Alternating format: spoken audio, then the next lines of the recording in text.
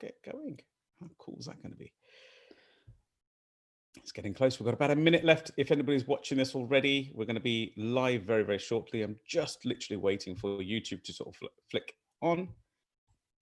And I believe we're live. There we are. Okay, wonderful.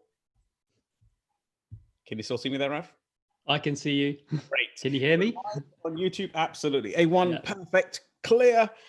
Wow, what a great evening already. So, team, I hope the Inspired Tribe and everybody listening this evening, it's your 52nd episode of the Empower Hour show here, sponsored by salaamradio. Whilst we're off air with the radio station itself, and all of our shows are continuing through this challenged time of COVID. And what we're doing is we're sharing, bringing you the amazing individuals, the real celebrities, A-listers in our world and in our UK world today, where we can help people through health, through wealth, through knowledge, through so many different aspects of life.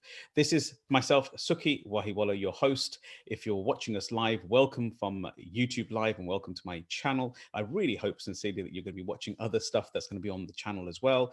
Please do subscribe. Please hit that like button and do me the utmost benefit of just helping us with our journey. And if you can, put some comments down. I may not be able to answer them whilst we're live because we're going to be in the flow, but I will get them answered afterwards. And Rav, our guest today, which I'm going to introduce very shortly, will be on there as well with you. So let's go live. I think we're ready with that call. So this evening, the purpose of the Empower Hours shows are all designed to bring you A-listers, people who are mind changers, world changers, creative individuals, individuals who are pioneering in business, and actually giving their knowledge and wealth away to yourself. It's the different part of it is that we cover a bit about the history as well, the stuff that others do not talk about. We get very close, very tight with every individual. This evening, I am not gonna disappoint in any way. We have a really, really personal, very close friend of mine, and I'm very proud to call him a brother of mine. We've been working together in some form for the last 7 years. An amazingly humble, amazingly knowledgeable character, an individual whose name is Ravplahe. He is a trained optometrist for near on 18 years plus. So he's very medically trained with the eyes and structure, but he realized soon in his journey, and we're going to get close with this anyway, so today, that there's more to life than just being a medically trained individual. By the way, taking nothing away from medically trained individuals.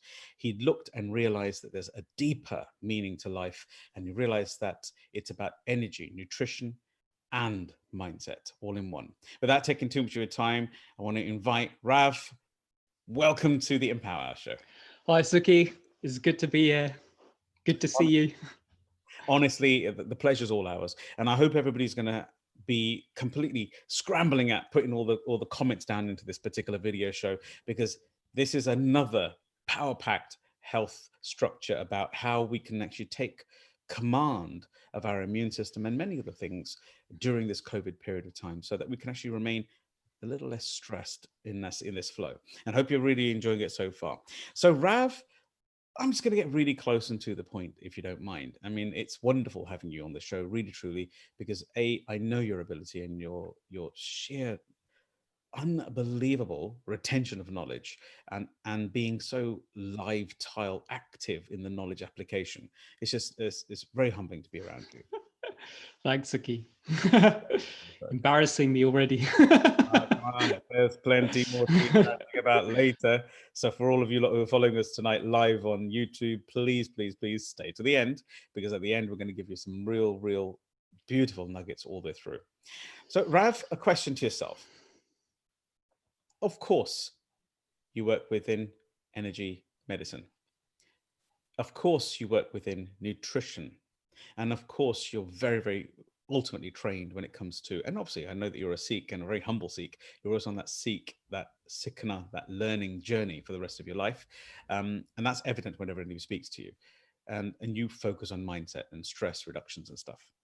I'm going to ask you a couple of questions, if I can, just a bit about your background, if you don't mind, just so that the audience today really gets to see and understand who you truly are. So you are based in the UK and you're based in London. Is that correct? That's right. In Harrow. Yeah. Harrow. Yeah. Harrow massive out there. Yeah. I want to ask a question. I mean, siblings wise, tell me a little bit about your life. Tell me about your family, how many you are, members of your family, mum, dad, that kind of thing. Yeah, I've got my dad, he's a watchmaker. Mum works in the civil service. Got a sister, she's the middle one. So there's three of us. Oh, I'm the eldest. Sister's in the middle. She's a what do you call a personal trainer, Core Energy. So wow. Hang she's on a out there second. on Insta as well. So yeah, So she's quite a prolific face, Core Energy. I hope to have her on this. yeah, she's very someday. talented. Yeah, So you can yeah, find her up very on good. Core Energy on Instagram, right? That's right. Yeah. And I've got my brother, Chaz Fly. He's a what you call a creative, but he's very much into yoga, meditation, also mindset as well. So, and he brings that to his Chaz is work. another one of Yeah. those individuals. Now, if anybody knows, this is not about Chaz, and I know it's not about you, Chaz, but if you remember the Sing project, which was high definition visuals and images done by Amit and Naroop, awesome guys. They basically filled the world with highest quality, ultra quality images of Sikhs and individuals with beards and no beards, etc., ladies and gents. And both Chaz, from my memory, Chaz Fly was also one of the Billboard faces, and so And my was your dad. dad. Yeah. Yeah, And one of my nephews. nephew. Yes, that's right. That's what I wanted to say. Yeah. Yeah. So the Plahe family was properly integrated Yeah, with that right. project, the Sing project, and but Chaz is very well known in the public arena as well. I endeavour to have him on our awesome show very soon as well. But back to you. A couple of questions that stick in my mind. I mean, you're living in Harrow. We live in the UK. I'm just going to touch a few things if I can. With journeys as you are right now, you're quite a formidable individual, even though you may not agree yourself. Including the giggle at the start, including the fact that you're embarrassing me. I'm not actually. It's about time somebody sang your story properly. So the question to ask yourself is, who were and are kind of like your influences in life, people who mentored you, people who inspired you to become who you are today? I think I mean, I don't even have to think. It's my dad.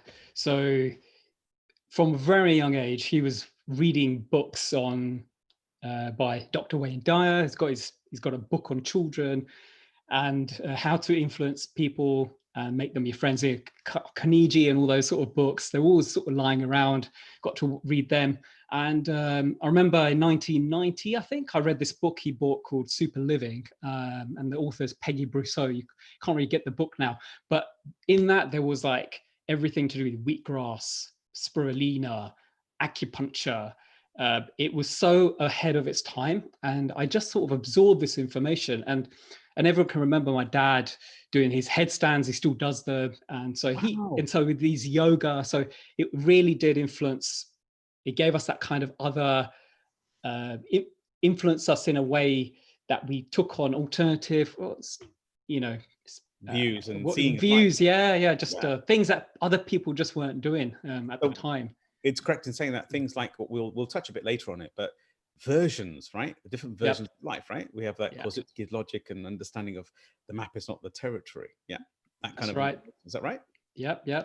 So, and then I just went into studying to become a dentist, but became an optometrist instead. I've been trained very logically, very step by step process. I remember even at learning optometry. I couldn't really remember terminologies, but I could understand how how the eye worked. So if you ask me a question about the eye, I know exactly how it works. So any problem with the eye, any issues with anything to do with it, I'd be able to explain what's going on. The terminology, obviously, I learned later, just gradually embeds into your system. But I always had a way of looking at things in a very not a detail, I would say not a detailed way, but just looking at how everything fits together kind of way. So my dad is a watchmaker. He used to give me his these watches, few pliers, and just like, here you go, take this watch apart, put it back together. So I just remember as a kid, just sort of having it's having this all the time. It's probably just to keep me quiet. And nowadays we've got iPads and stuff. But yeah, I was given a watch and I was given some screwdrivers, and here you go. That's going to keep you busy for about a couple of hours. But it really helped the way my brain develop. I so appreciate that. That's truly amazing. Now, yeah, the children of today, they have a situation where you've just touched on it, where maybe a parent would give them an iPad and say, here, take a seat and go sit over there. Your dad actually, ironically, in essence, knowingly or not knowingly, actually inspired you to become much more what we call compliant, conscientious, in the sense of, I assume that's where your ability to assemble something and deassemble it, or in IT structure would say to denominalize something and nominalize it again. That means you've kind of been given that gift of putting things apart and putting it back together. Is that right? Yeah, that's right. Yeah. And my mum is also another influence. She used to be a nurse back at a hospital in Leeds called Jimmy's. It's a very famous hospital. And so she used to give us all these vitamins, and I remember those Sanatogen little pills. Oh, I remember that. Sweets. Sanatogen. You remember that? Sweets. Yeah. They're like little sweets. We used to like climb onto the kitchen table, try open the cupboards, take a few more, because they just tasted so good. Sanatogen. I used to pick them as well. Yeah. And they weren't for me, they were for my nephews. My nephews, and I'm very close in age to them. They're very similar age to yourself. And what I used to do is, they used to get the Sanatogen. And because I was a bit older, I used to too. They're very interesting, very tasty. But she actually had one special influence. I remember coming home from school one day, and she gave me this sheet of paper. And I must have been about 11 or 12. And on this piece of paper had all the E numbers, and it had a list of, these are the E numbers which are carcinogenic, the ones that cause cancer. And this is going back into the 90s, right? So way ahead back then. She brought this thing home, and back then it wasn't emails that used to get forwarded. It used to be faxes. So this was one of those kind of faxes that she'd received. She doesn't realize she created I guess genius. a little bit of I got obsessed with E numbers. And so I was from a very young age I was very conscious about what was going on inside my body. If I could just clarify, just to understand this, that you've been an individual who's been gifted not only by our Almighty or the universe, but also for the fact that you were obviously parented by two individuals who unknowingly or knowingly were influencing you for what you are today. They were giving you detailed structure, analysis, being able to pull things apart, putting them together indirectly. And also your mum, who actually just kind of directed your mindset towards actually thinking, well, there is such a thing as ingredients in food, and whether they became E numbers or not, that's just genius, right? I think sometimes in the early days I was a bit over the top, so I think she probably earlier may have regretted what I've given this guy. But she really, I think she was it like this? The best thing, like turning point. Can you imagine it was something like this, where I'm not sure if the audience is thinking like this, but basically where the child saying, here, have this baked bean sandwich or baked bean toast. Mum said, Mum, I can't eat that, that's got 15 E numbers in it. I can really imagine it. Oh wow. A question that comes into my brain. Of course, you spent 18 years as an optometrist, and you still are, by the way, so an active optometrist. And today there's multifacets to your world.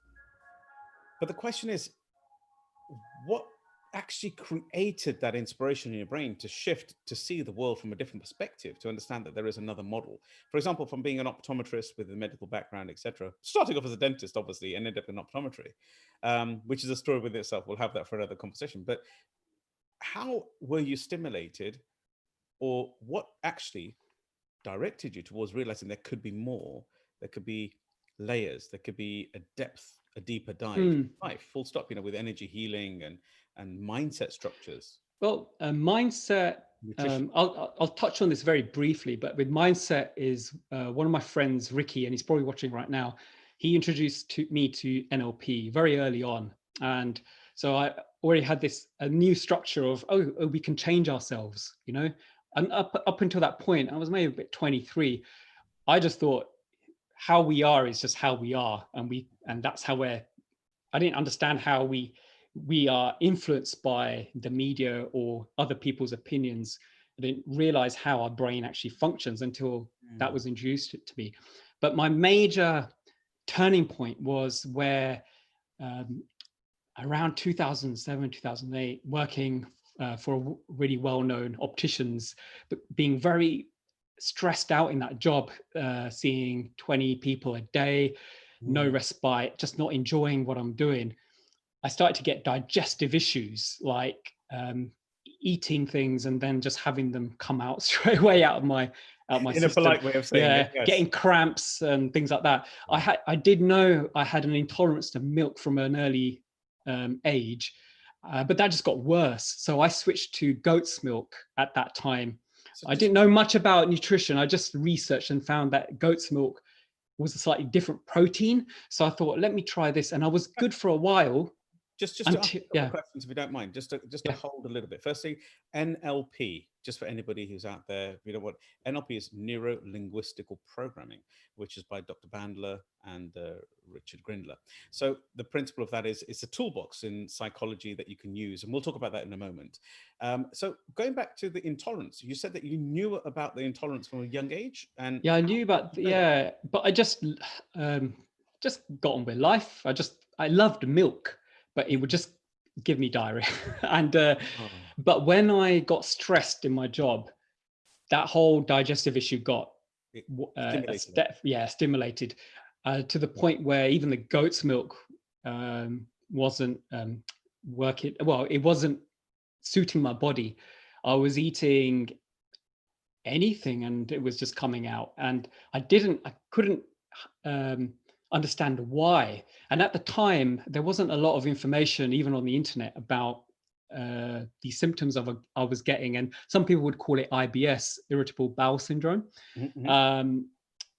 And so I couldn't link it to I didn't know it was associated with stress. But then I was watching this channel on the internet, and actually Ricky recommended me watch this as well. CMN, Conscious Media Network is now, which is Gaia TV. And on there I was watching this lady called Gaia. So Gaia, GIA .com, I think it is. It is. It's a very big TV channel, and that's basically, just so I can sorry to interrupt you there, but just want to share, that's basically where literally it's all the alternative thinking that comes into there. There aren't any links here, but I'll pop the link down below for anybody who wants to follow it through. There's no subscription affiliate. I'm just sharing it from our heart. So just to come back up a little bit, just to take a pace on this one.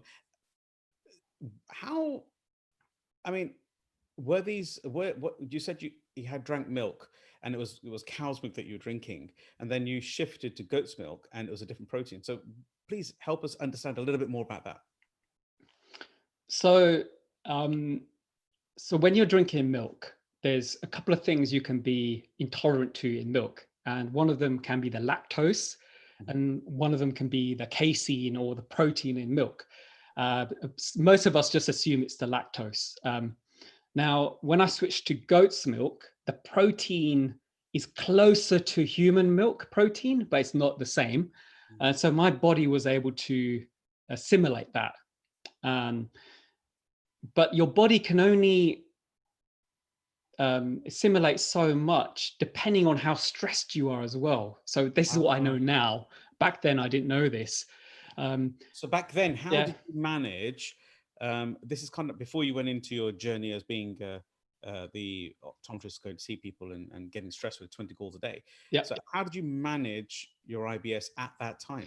Right. So watching CMN, I saw this lady called Donna Eden, and she was showing how you hold certain points on your body, how the blood flow goes there, and how it can resolve different issues in the body.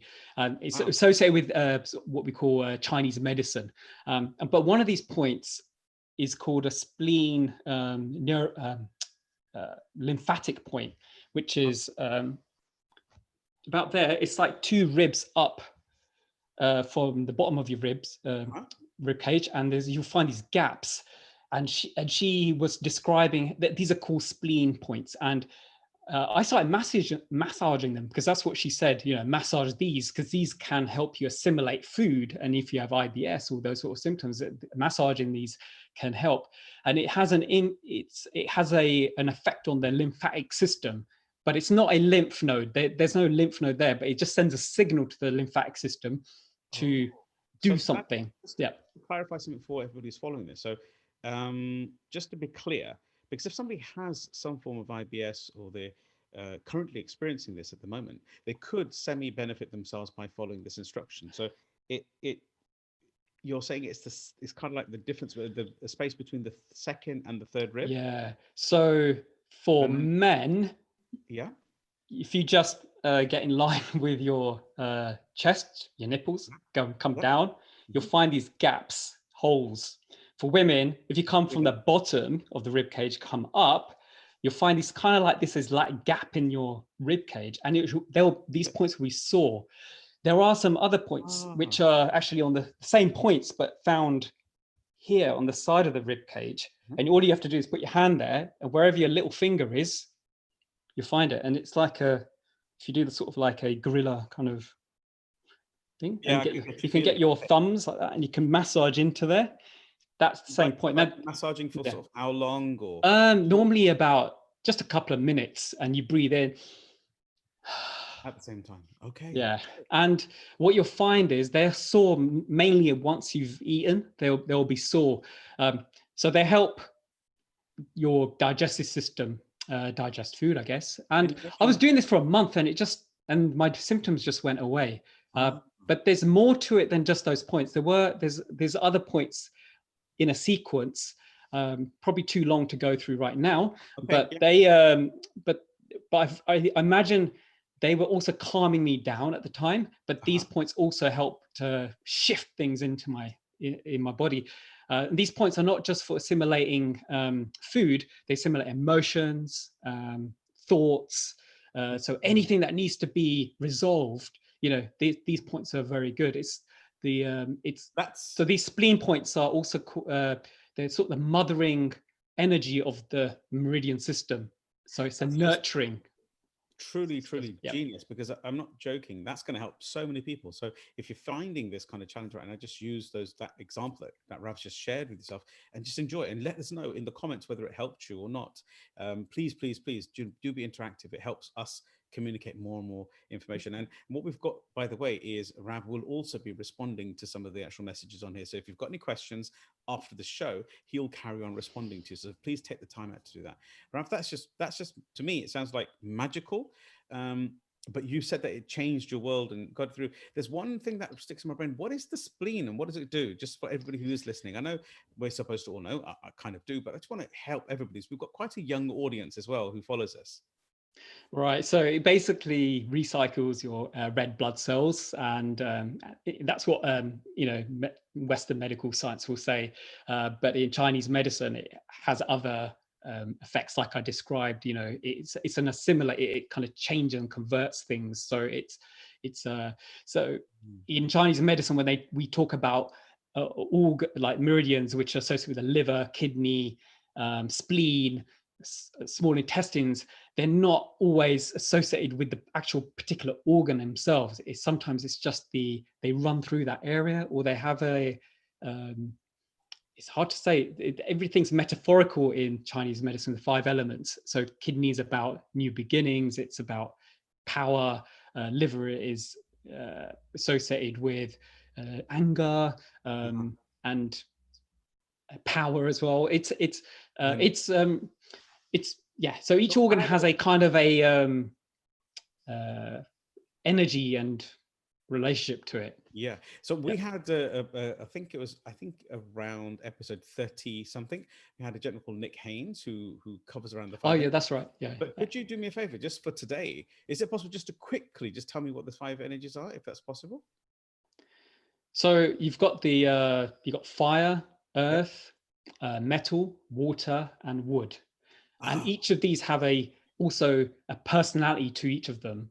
And they also have a yin and yang personality to each individual element as well. So, for example, we have a lot of personality typing nowadays, and a lot of them come from five element theory, like the disc profiling, which I've learned in the Synagus method. So, these things have been here with us for hundreds or thousands of years, our personality. So it's really interesting. It's just like what sort of problems certain people will get can be depending on what their dominant element is. So yeah, it's Wow.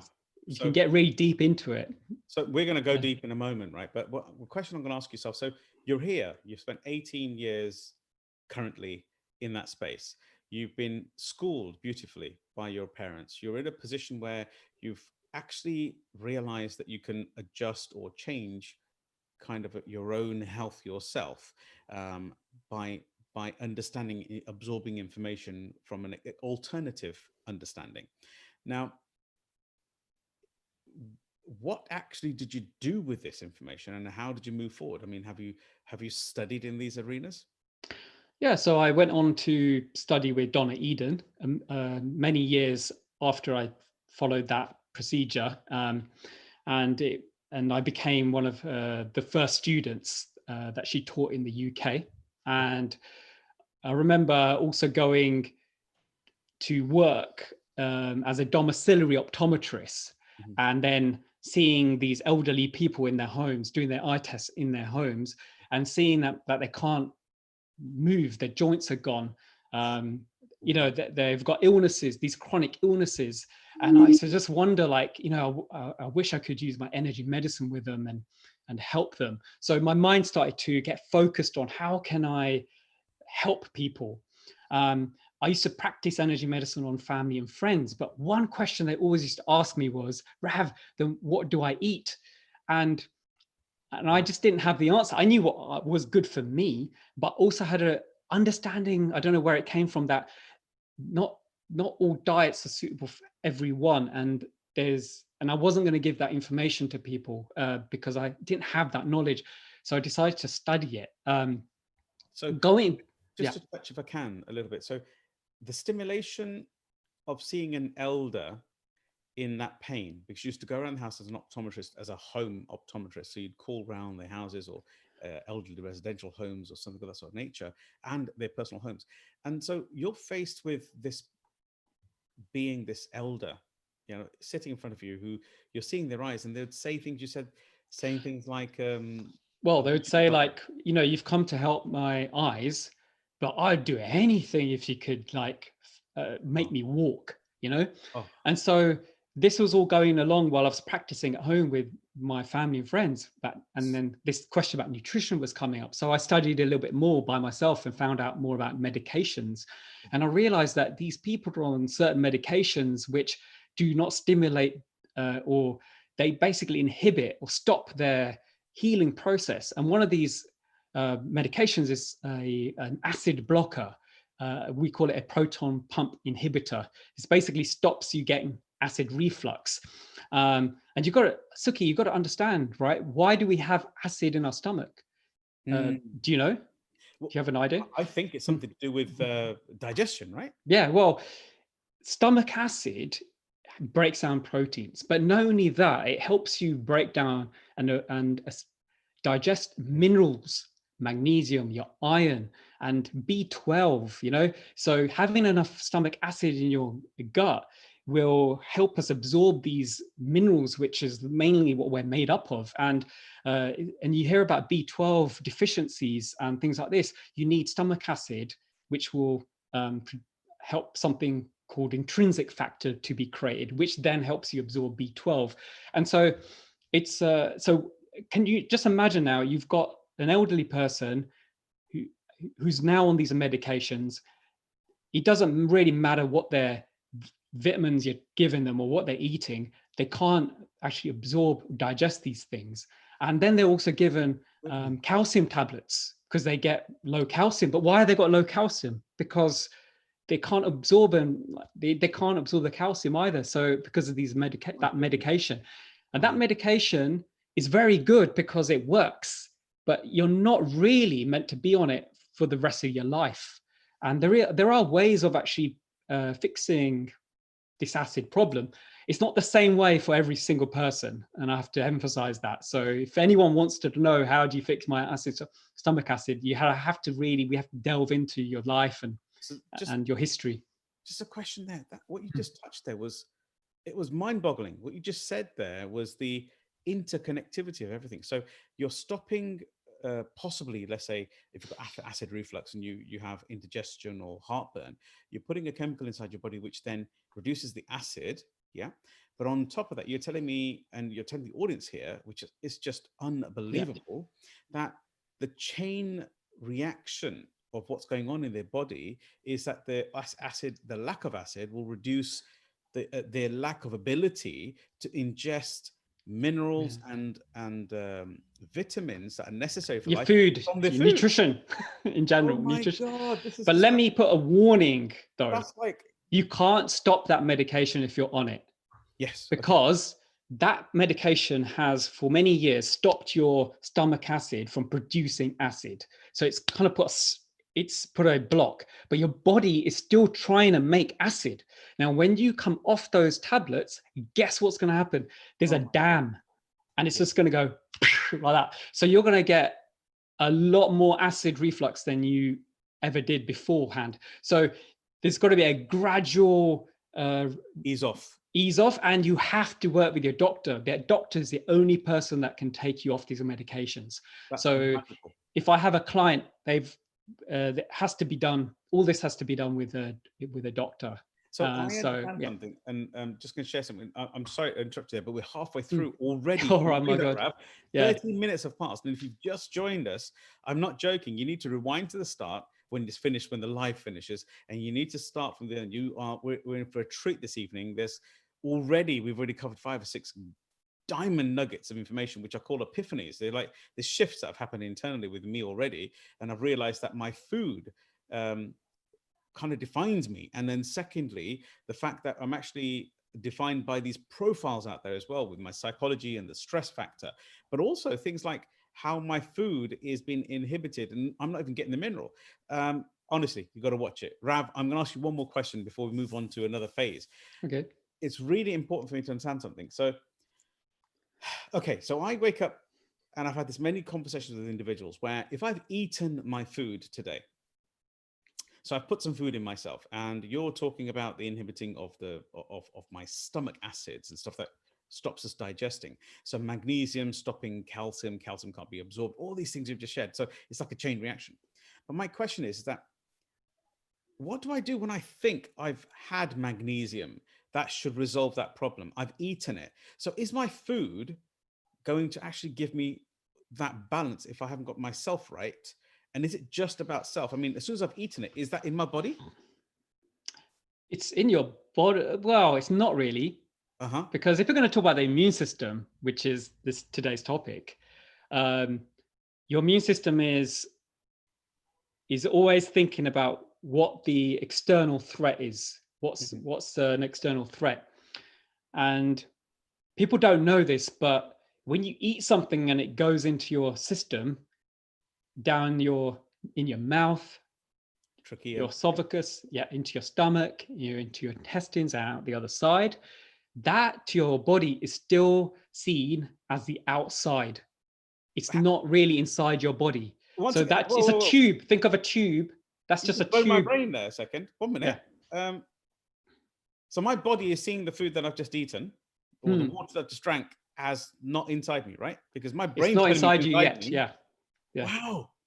It's like, drop the mic. So I'm eating stuff thinking that it's doing me good, but it's not even in me yet. Not yet.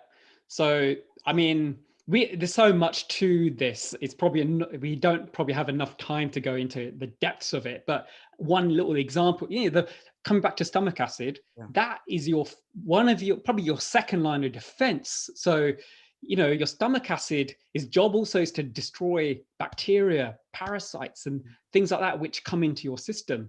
And so that's another layer added on to those elderly people, or anyone that's on these medications. So, bless them. Your body, your immune system's just thinking, there's 2 parts of the immune system. One, which is the innate system, which is now looking for it knows that's something that's not right, it shouldn't be in the body, and it attacks it straight away. These are bacteria and things like that. Then you have the other nerve, the immune system, which is a bit like, it profiles people, racially profiles your food or anything coming in. So what it will do is go, I remember that thing. It harmed me last time. So when it comes in next time, I'm going to attack it. And it could be something like wheat or something like that. Something celiac. Actually, which is benign, okay? Because we've eaten wheat for many thousands of years, to be honest. But you might have been stressed, or you may have had some stressful period in your life. And at that moment, your immune system had just ramped up. You've eaten something, your immune system has allowed something through the intestines into the body. So from outside, within the intestine, it's now coming into. It's coming. Yeah, it's outside your body, but it's gone into your blood, into your system, making its way to the liver. But now the body's going, right, this is an enemy. This thing shouldn't be here, because food particles are not meant to get into your main body, right? So now the immune system's going, right, this is wheat, we need to, or whatever it is, I'm going to attack this, and it will just remember that. So that's a very very generalized way of explaining this, right? So yeah, if I can just share how I've understood it, if it's okay, then maybe the Inspired Tribe and our followers of the Empower Hour might help me as well by writing it down in there. But the reality I've understood there is that the food that I'm eating is not necessarily in my body immediately as soon as I've eaten it, which is just epiphanic. Then on top of that, we're saying that the body has digested. Yeah. So you're eating the food and it's coming through. If I was stressed at one particular time and chronic stress. Yeah. Chronic stress. And I've eaten something, we'll cover this in a moment now. We're going to move into this if I can. So I've had something like wheat, and maybe I wasn't reacting to wheat normally, but because I was overly stressed, I've eaten that same component and it's had an adverse effect on my body. And then my body's remembered that. Yeah, well, these gaps appear in your, very minute gaps appear in your intestines. People call it leaky gut.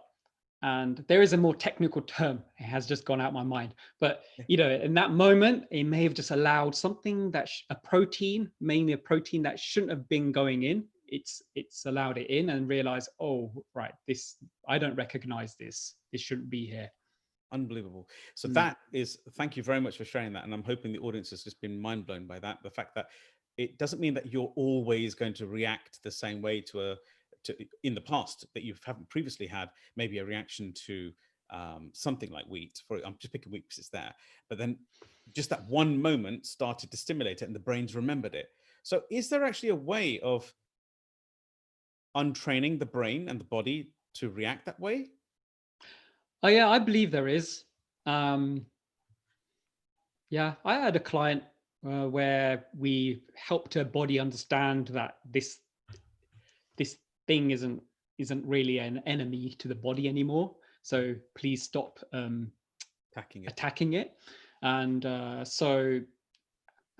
think it worked. But we also did fix her, make sure we allowed her to be more resilient to stress, and did a lot of other things, layered other things in first. And she's able to eat things she wasn't able to eat before. Because her body's not in contention, right? Yeah. So this leads me to a question. Interesting. Yeah, Karen, go for it. I don't understand it though, because it's the mind and we don't fully understand what's going on up there, but there's something special happening. Yeah. But this leads to me to ask you a simple question. And this is obviously where your body of work is considerably right now, because you're still an optometrist, you still help people and you're still communicating with them all the way. Can you help me understand the mind and body link? For example, mindset. How important is it when you're talking about things like immune system? What's that got to do with the mind? Okay, so our mind, this is how I see it, is your unconscious brain is just looking for safe. It's just thinking about two things. Am I safe? Am I not safe? Okay. So, and that's it. If you're not safe, your immune system is going to ramp up. And sometimes it ramps up so much that it just continuously inflames the body, right? And then creates inflammation within the system and then weakens the body. It usually, when the immune system activates, it's meant to get inflamed, and then a threat is over, and it does its job, and then it switches off. But coming back to the mind, but if you're thinking of threats and stress continuously, your immune system just doesn't get an opportunity to switch off. And then you can have another hormone coming in, which is called cortisol, and it's called the stress hormone, but it's not really a stress hormone. It's an anti-stress hormone, because it doesn't allow you to even feel stressed, because it gives you energy.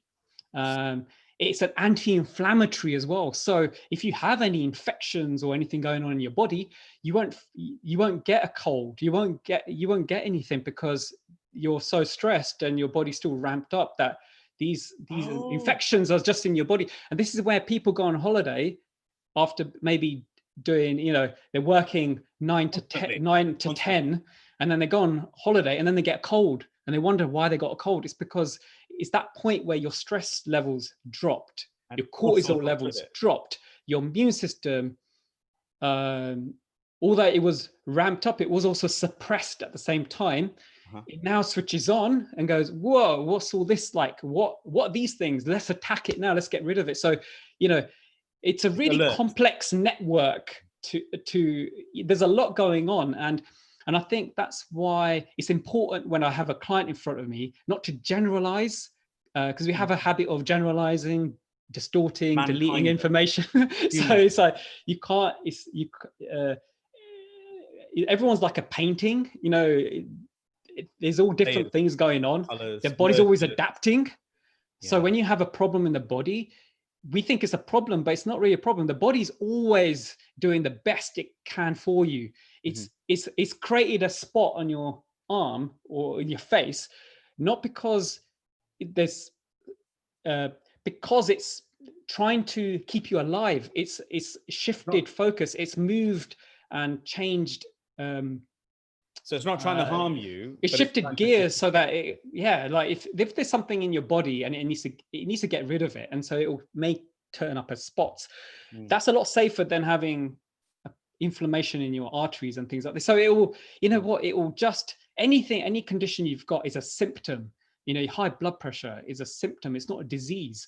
So I would always like, okay, so you got high blood pressure, but why have you got high blood pressure? Your body is obviously trying to adapt to keep you alive. So it's had to raise your blood pressure a little bit. It's had to, maybe there's not enough potassium, maybe you're too acidic, and there's I was going to ask you a question.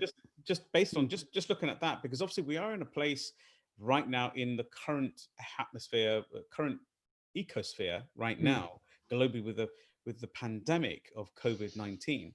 Now, of course, our heart goes out to everybody who's been affected by the COVID virus, and I personally know now, sadly, 11 people who have passed into the light after contracting the COVID-19.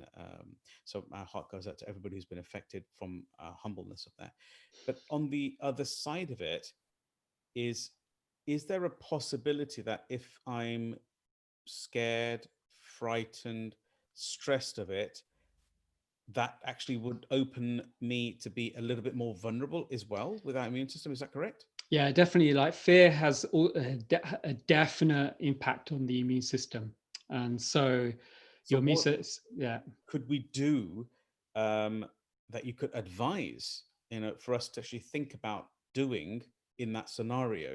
Because it's sometimes you don't realize you're in that state of stress until you can probably take a check on yourself. Does that make sense? Yeah. So what could one do who's listening tonight, and obviously who's listening in the future as well, and they can just leave a comment down there, because I'm sure you'll communicate with them. But what could one do to assist themselves? And I know you go through this with people in a very complex way, but just tonight, are there any nuggets that can actually think about?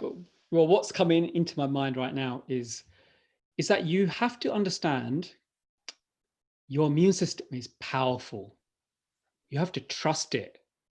Wow. We have been on this earth for millions of years, right? it's had to deal with a lot more dangerous viruses and things. And the fact that we're here, that you are here, your genetics show that you were strong enough to be here today. Your immune system can adapt to anything. And now I hopefully just knowing that will allow you the fear just to come down a little bit. And that would already help your immune system take charge. You know, like going into the sea, you get billions of viruses just walking into the water, right? But no one's ever got sick from going into the ocean. You can fit about 5,000 viruses on a pinhead. They're everywhere. Oh my God. I mean, I don't want to scare everyone, but they're everywhere. But we don't fall, we're not always sick because we're not in fear of that phenomenon. And it's just a really small aspect of it. So one of my piece of advice is probably to stop watching the news. Because you can get the news. You don't stop watching the news. You're not going to miss the news. Someone will always tell you what's going on. But right now, I think they don't tell you how to improve your health naturally. And every 15 minutes or every half an hour, there's a message to tell you to stay in fear. Coming back to NLP, once you've understand NLP, you start to understand, oh my God, you're just being programmed to be in this constant fear state, which is just going to reduce your immune system. Now, I mean, I don't want to disrespect the fact that people have passed away, because we know a number of people personally that we know that have passed away with COVID. But I just sit there and wonder, could they have been able to survive if they maybe had not been so stressed, been working out? So my understanding of that is that obviously people don't realize when they're stressed, and that's what you're trying to say, is that they don't know, but it comes out in their body. The body is designed to manage billions of viruses all the time. It's constantly at it. So that's very reassuring inside my head. So are there any tips? I mean, do you have any of the psychologies that you could share with somebody that they could actually take away and actually understand the layers between this and keeping their brain focused and functioned? I think two come to mind, and they come from the Synergist method, Sukhi. And so one is, I would say, DISC, because it allows you to understand who you are, how you operate, how you think, what are your fears, effectively. And then you have DFT, which is direct focused thought, which is a process where you can just list out what is it that you're fearing. Okay, and then you start with a big list, dump it all on a paper, you reduce it to 10, reduce it to 5, reduce 3, and then you come up to one answer is probably the key, the kingpin, right? So that's you're fearful of, and then you can look at how am I going to overcome this, or what am I going to do? Yeah, so that's one method, one way of using that method. But sometimes just dumping all your thoughts on a piece of paper, all your worries and concerns, they start to evaporate. And again, that's something I've learned from you, and it really just clears and empties the mind. It's so powerful. You have to write it though. You can't type it. You can't think it. You've got to actually use your hand. You've got to use the whole body, muscle formation. Yeah. Wow. So if anybody would like to know a little bit more about what Rav's just been sharing about with the DFT and DFT process as a method, we will have a link. I'll have a link below. And it's another program that we show on the Sukhiwahiwala official channel, and it's called the Daily Tips Show. It's episode 11. It's coming this weekend, but if you're watching this in the future, then it'll be live. It's episode 11 of the Daily Tips Show. Thank you very much for that. I'll leave a link there. But just want to be a bit more focused on that principle here. So are you telling me, because I'm understanding some serious complexity here, that, to an extent, Rav, my point here is that I've got you on tap here today. Now, I know personally you have genuinely helped my father, and you helped my mum as well. And you've helped my father with his balance of gut. And over the years, he was totally tolerant. He had understanding of milk, cow's milk in specific. But towards the latter half of the years, he's changed and he's become intolerant towards it. And trust me, by removing that from him, his whole body has completely balanced itself. He had stomach upset, he had, wind, air, all that gastric issue. And you unpicked that for him. So if somebody would like to get in touch with you, do you work with individuals one-on-one? I work one-on-one. That's right. Yeah. So for example, if I had a challenge, could I reach out to you in some way? Yep. You can email me, info@synergise.com, and Synergise spelled SYNAGISE, and then we can arrange a call. If you want to know more about me and what I'm up to, then my Instagram is ravplahe. Can you spell that? RAV_Plahe, PLAHE. I'm still going to upload a lot more information on there. Gives you a feel what I do. And then my website's www.synergise.com, and which is again being revamped. But there's a lot of information on there about what I do and what I've learned and how I can help you. That's awesome. So somebody can reach out to you, and I'll put as many links I can do. Once this comes off live, I'll put it in the bottom there. But I want to ask you another question. What does it look like? I mean, what sort of stuff do you do with me if I come to you to say, I have a little challenge and my issue is flatulence, for example? Yeah. And then what would you do? I mean, because I know you're very medically oriented and scientific in your approach. Of course, you have a methodology. Yeah. So I will look at 12 areas of your life. That's kind of the umbrella. Okay. So it can be from your breathing, your sleep, nutrition, energy medicine, your mind. In fact, nutrition is at the beginning because it's one of the easiest things you can change, right? Yeah. But I'd say it's not the most important part. The other parts have to be there as well for you to have long term change. I will take you through a questionnaire, and this is very important because it allows us to see where we need to actually start.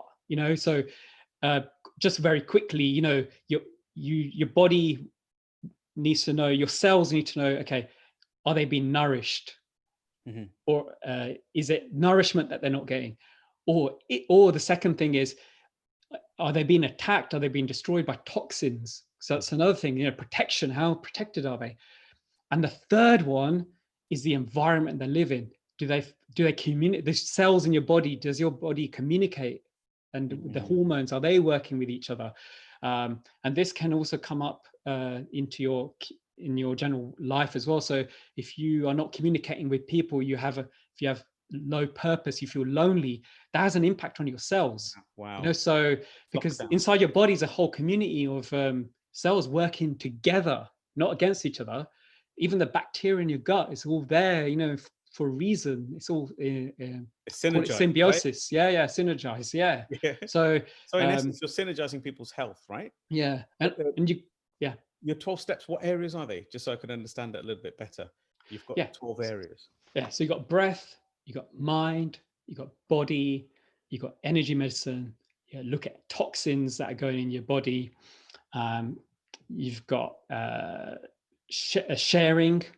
You've got fun in there as well. You've got liquids, sleep, hobbies, and there's another one is just probably popped out my nutrition. Nutrition. Yes, right. Nutrition. Yeah. So wow. That's the whole point. So if I came to you with a challenge like that, you would sit with me, go through a questionnaire, and go through all points, and then would it be a here you are, take that, fixed, or would it be a multifaceted? No. So anyone who comes to work with me has to understand if they're looking for short-term pleasure. Or they've got to be looking for long-term happiness. Okay, long-term happiness. Yes, so sometimes someone whose hair may be falling out, like it can be within 4 or 5 weeks, it's not falling out anymore. But sometimes that's not even your body's main issue. There's other things going on in the system which have to be resolved first. And then your hair might be the last thing that the body decides, actually, you know what, I'm going to stop this person's hair from falling out. So, I mean, I love working with heart conditions and blood pressure and stress related. So if anybody here pain as well, chronic pain, and That's already been investigated. I'm going to be a Emphasize bit that. cheeky with you, actually. Okay, so I can't help to notice that I'm older than you and I've got whiter hair. I think that's normal. But you blew my brain once when you turned around and showed me the direct correlation of sugar and how bad it is for the system. Yeah.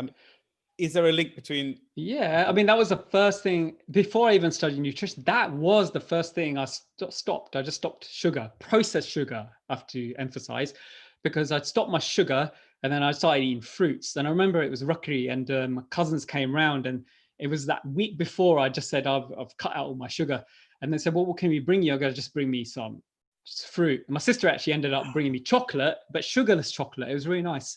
And so I noticed a massive difference in my white hairs. Actually, they actually stopped getting whiter, and I think I stopped aging, to be honest.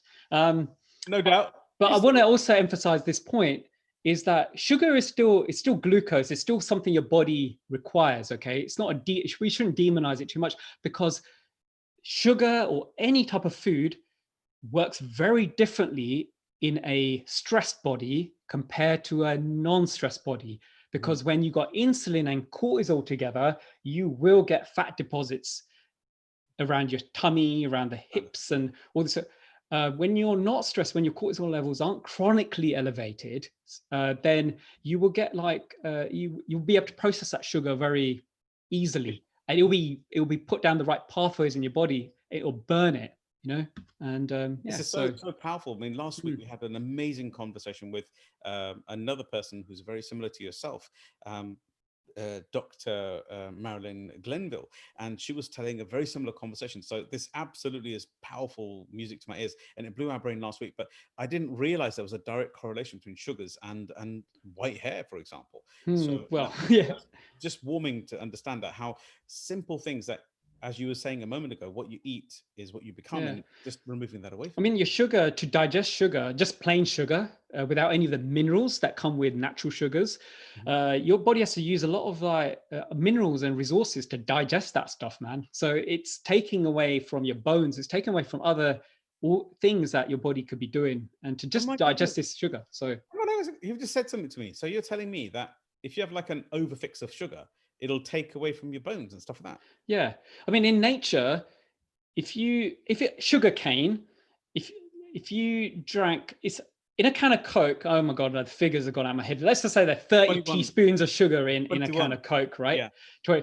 But to have that much sugar from sugar cane, you have to eat 10 feet of sugar cane.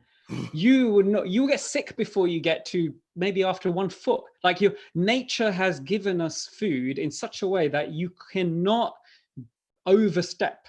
There's overindulge. Like, people talk about fruit and it's sugar and fruit. You have to eat like 10 bananas to get I'm seriously, I say it so passionate about this. Like, how are you going to eat 10 bananas? Like, are you going to eat 10 bananas? No, you're not. So you shouldn't even be thinking about sugar and fruit.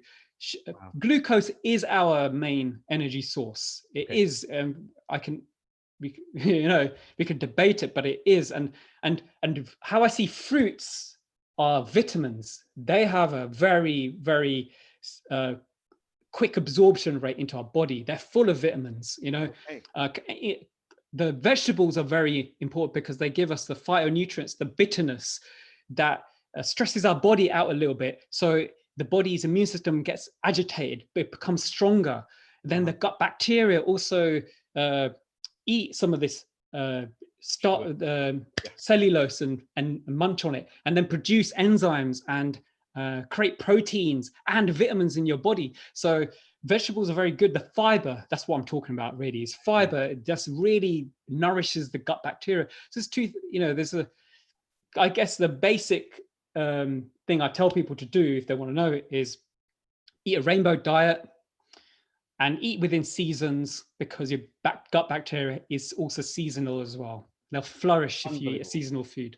It's blown my brain, and I can't tell you how genuinely humbled I am to be working with somebody like yourself in such excellence within yourself. I'm going to put you on the spot a little bit, if you don't mind. We're running, I can't believe we've only got 2 minutes left. Rav, you know what, you're like an encyclopedia when it comes to this information, and you're so passionate about sharing this with you. It's a no-brainer for somebody to work with you. But I just want to share something. I'll ask you a question. Rav, you can't get away from it, because it's one of our key things that I always talk about at the end of our show. And you've given us a beautiful synopsis, if I can just share, how stress can stimulate adverse reactions within your body, how energy itself and food and nutrition and all this is all a part of the same complexity. Modern medicines aren't our enemy, but they're not. They're quick fixes. They're quick fixes, and to work with it, to understand how to evolve oneself, and the fact that your body reacted to something once, you can actually untrain it to react to it as well through a lot of hard focus and effort. And the fact that blood pressure, heart reaction stuff is a reaction to something as well. You know, what a beautiful message. And then how somebody get hold of you, we know. But Rav, I want to ask you a real deep question, and I haven't practiced this with you, so I apologize, but I'm putting you on the spot a little bit. At this point, we call this the epitaph. Ravinder, what is your legacy? What will people remember you for in this life? Okay, so I'd like to be remembered as that person who inspired people to understand that we can change our health. And it just takes simple steps to do that. Wow.